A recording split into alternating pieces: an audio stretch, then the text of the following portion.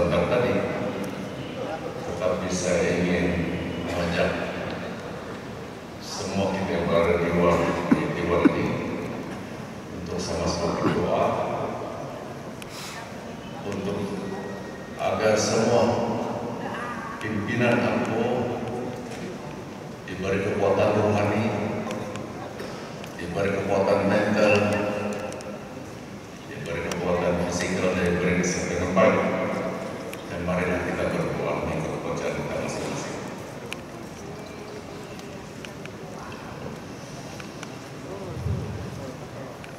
God, Heavenly Father, we just want to thank you for this night. We just want to appreciate you. You, the God, the all-powerful God, the creator of the universe, and the source of all wisdom, the source of all love. And so, Lord, we just want to pray, we just want to ask you for your mercy this morning. Not only you be blessing each and every day is about, but you give us that much needed strength in spirituality, strength in our mental capacity, strength in our physical strength. Give us good health, give us the much needed wisdom.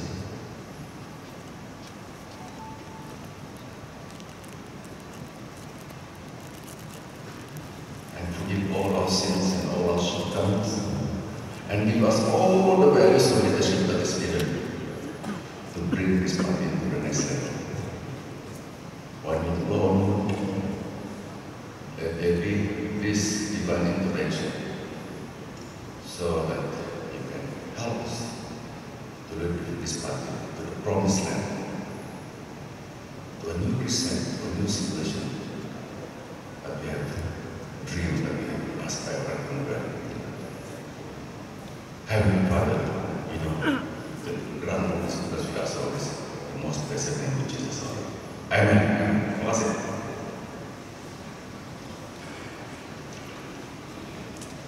Bagi pimpinan tertinggi AMPO,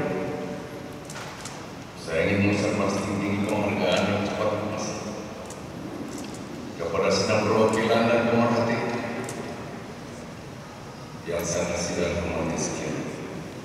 Di atas komitmen meluangkan masa untuk hadir, sekaligus menjadi surat Menteri Tahun AMPO kali ke-16 pada hari ini. Dinamik politik tanah air dan Sabah akhir ini bukan saja membingungkan, tetapi kompleks untuk dipahami. Pemimpin-pemimpin politik khususnya, mereka tercabar untuk membuat keputusan yang bijaksana demi kelangsungan kepemimpinan politik yang mereka terajui. Kepada yang tersesat dalam perkiraan, mereka boleh sesat dalam pelantaran politik yang bertambah kompleks. Di tengah dengan kemelut ini ialah rakyat. Rakyat tersebut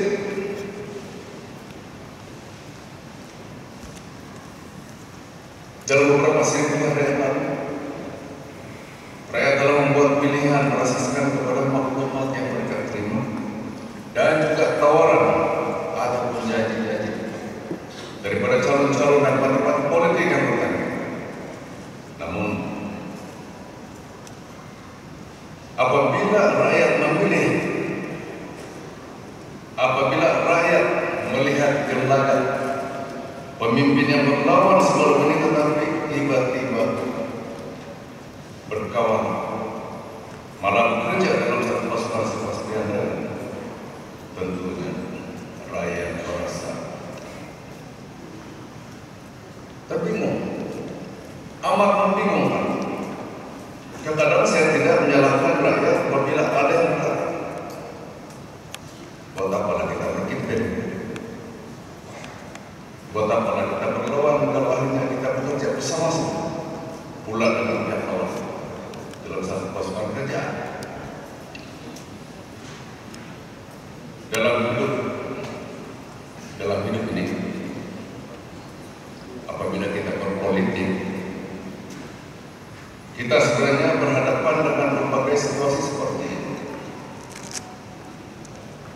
yang nampaknya semakin menjadi norma dalam budaya politik di era deretan teknologi digital. Dan norma ini lambat laun akan menjadi budaya politik. Tentu sekali budaya baru ini merupakan pendekatan kepemimpinan politik yang berbeda dan luar biasa. Perubahan zaman akan juga berubah dari segi berbagai cabaran yang sudah tentunya memerlukan kita membuat keputusan sepanjang perjalanan sesebuah pertumbuhan politik. Sebab itulah seranan Presiden Kehormatan kita Tan Sri Mulyani tetap relevan dari mulai ini agar kepemimpinan APO mengamalkan prinsip centered leadership atau kepemimpinan berprinsip, yaitu satu idea yang diperkenalkan Stephen Covey dalam bukunya Principle Centered Leadership sebagai satu panduan menangani cabaran membuat keputusan. Terima kasih atas itu. Karena telah menghadiahkan naskah buku tersebut pada setiap ahli majelis tertinggi. Berapa tiga itu? Sama ada majelis tertinggi membaca dan menghatikan rumahnya tentu kepada pribadi masing-masing. Saya tidak tahu buku itu masih disimpan atau tidak.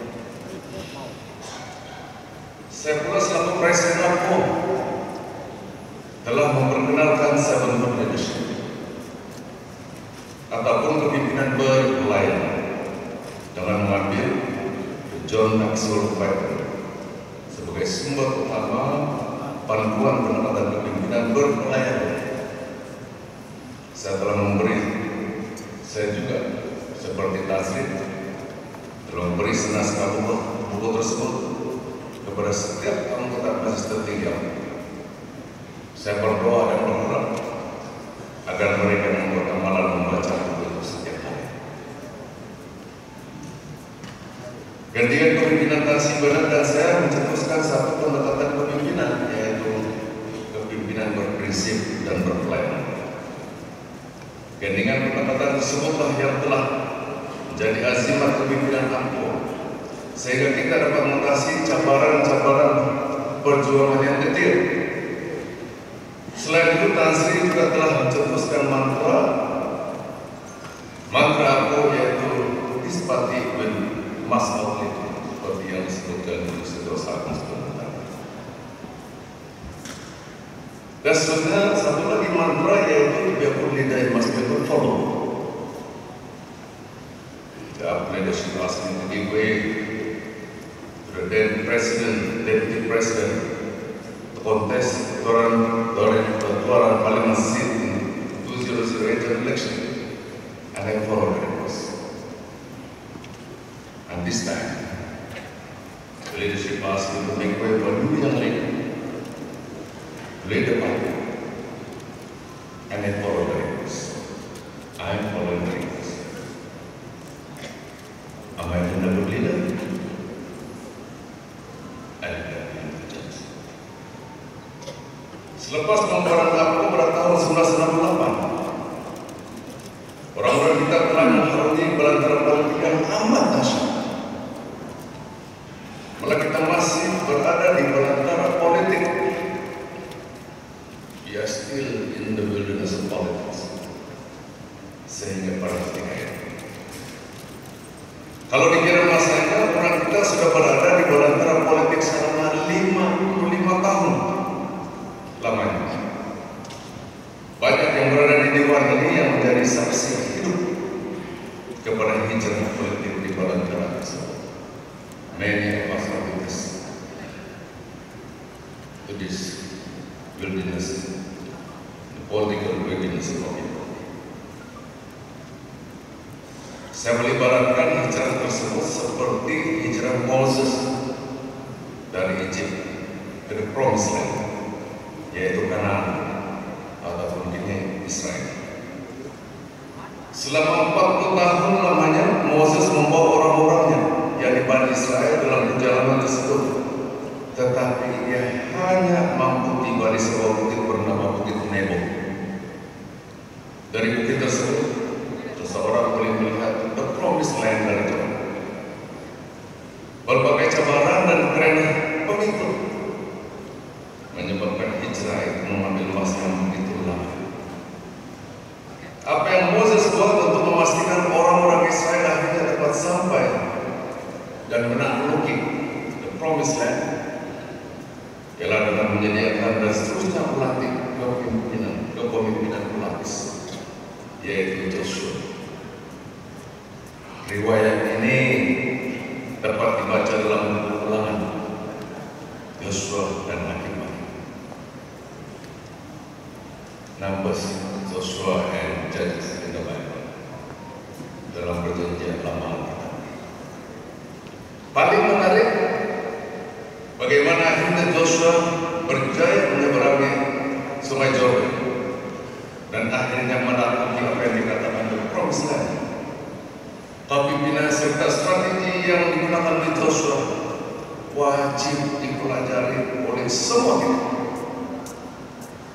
Sehubungan itu kita juga masih mempelajari apa yang telah berlaku selepas pemanggatan Joshua. Berbagai kaum di bawah pimpinannya telah coba memperbanyakkan harta usaha mereka, dan akibatnya mereka berselisih paham dan bergaduh sesama sendiri. Akhirnya mereka bertambah lemah dan berpecah belah. Tidak ada pemimpin yang mampu memberi kuasa untuk menegakkan.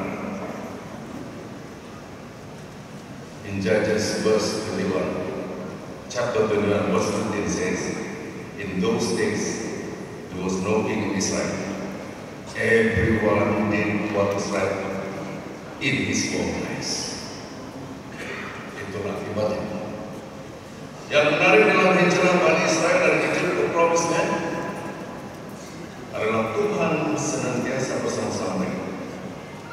Tuhan berperanan dalam berbagai segi, seperti memberi perlembagaan,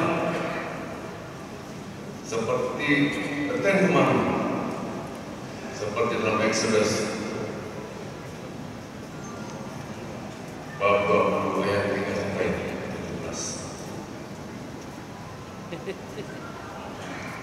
Atau juga menaikkan ataupun menurunkan pemimpin,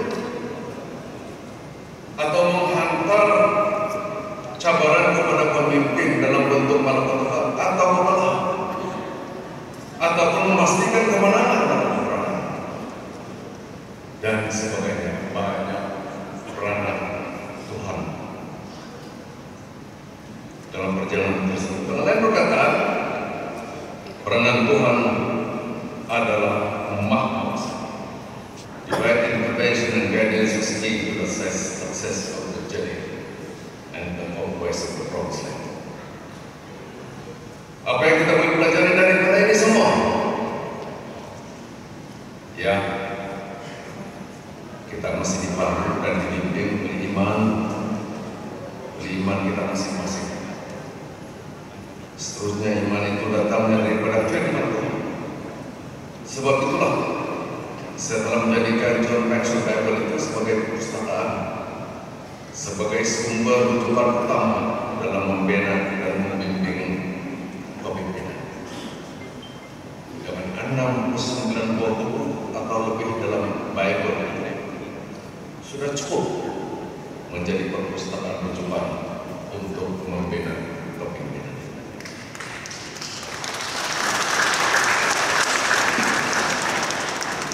Tentunya sumber rujukan bantuan daripada kitab-kitab agung daripada berbagai agama yang lain seperti Al-Quran untuk orang Islam, the Luyu, Analects mengikut Confucius, the Vedas mengikut agama Hindu, dan the Tripitakas mengikut agama Buddha. Aku menggalakkan agar pemimpin-pemimpin kita senantiasa do what is right, to right the wrong, and the source of the sense of right and wrong is from our respective spiritual immersion, faith, and experiences. Sebab itulah baik kita dalam waktu kita bersama-sama dengan pemimpinan Pakatan Harapan sekali-kali agama itu disalahgunakan semata-mata untuk mendapat undi atau mendapat kekuasaan politik.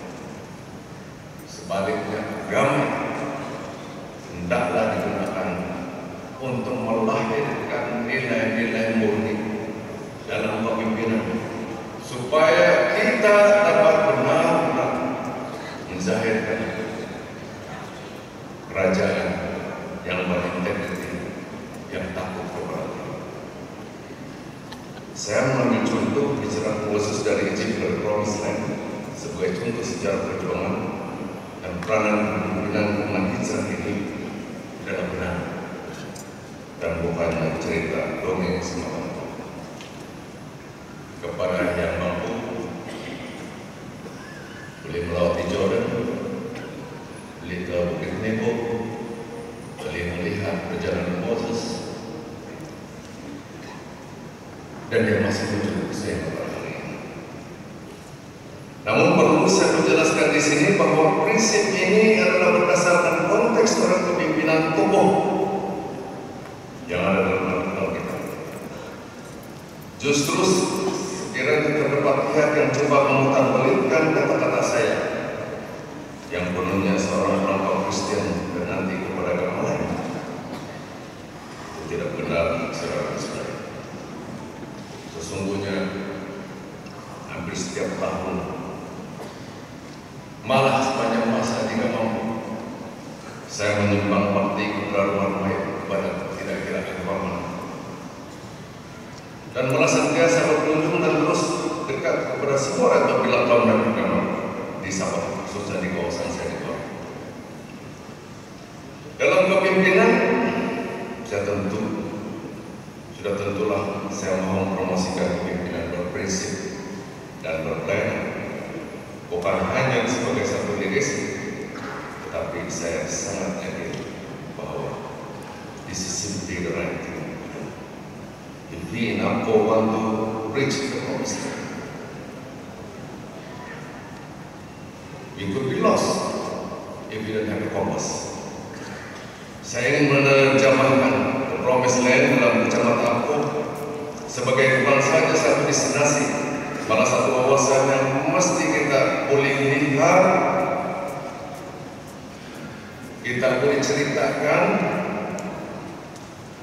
dan seterusnya boleh diimpikan, supaya kita dapat pimpin aku dan orang-orang kita terus berjuang sehingga sampai ke destinasi tersebut. Tidak mungkin kita boleh pimpin orang-orang kita, rakyat kita, jika sekiranya kita tidak nampak wawasan itu. This is impossible for us to reach a vision if we can see it ourselves. Barangkali pertanyaan di sini ialah apakah maksud destinasi tersebut? Apakah wawasan tersebut? Apakah ciri-ciri ataupun cabaran strategik wawasan yang saya maksudkan? Saya ingin zahirkan destinasi tersebut menggunakan teknik false peak analysis, yaitu satu teknik di mana kita kenal pasti apa yang kita tidak suka benar ini, dan apakah yang kita mau ataupun suka diamalkan dalam stabil kerajaan yang kita impikan. Pertamanya, yang rakyat paling benci selama ini adalah politik perkauman. Politik perkauman dan pilih kasih dalam perlantikan, dalam pemberian, dalam penganugerahan, dalam pengagihan, dalam pemberian utama. Dan paling buruk jika sekiranya agama itu, hal kaum itu digunakan sebagai alat politik untuk mendapat undi dan sebagainya. Selama 55 tahun semua ini telah dilaksanakan, telah dibuat. Kaum, bangsa, agama dijadikan sebagai modal politik. Kita melihat perkara ini bukan saja tidak adil, dan ada pihak yang merasa tersisih dan terpinggir, tetapi amalan seperti ini juga sangat merugikan masyarakat bangsa dan negara. Sebaliknya, apa yang kita inginkan ialah masyarakat yang hidup harmoni, aman damai dan sejahtera. Karena amalan terus takbir yang berintegriti, adil, saksama, berasaskan bakat, kompetensi, kejujuran, keikhlasan, dan kesetiaan sebagai amalan dan prinsip dan terus takbir dan kerajaan adalah perkara-perkara yang selama ini kita impikan agar dapat terlaksana.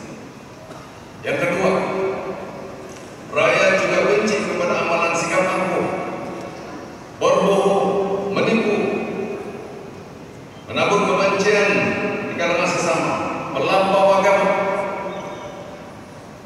dan menyambut sebagai amalan yang boleh merusakkan dan memporak-porandakan masyarakat, bangsa dan negara. Sebaliknya, rakyat melakukan amalan nilai-nilai kepemimpinan seperti kesederhanaan ataupun moderation, rendah diri, kasih sayang, sukacita, damai sejahtera, kesabaran, kemurahan, kebaikan, kesetiaan, kelemah lembutan, dan penguasaan diri. Nilai-nilai murni seperti inilah yang rakyat mahu dilakukan dan diamalkan dalam berstabil kerajaan yang inklusif, serta mengambil kira berbagai masyarakat majmuk yang berbilang keturunan, agama, dan bahasa. Yang ketiga, rakyat muak dan benci kepada perbuatan rasuah, salah guna kuasa, bertindak di luar batas undang-undang yang diamalkan secara sewenang-wenang.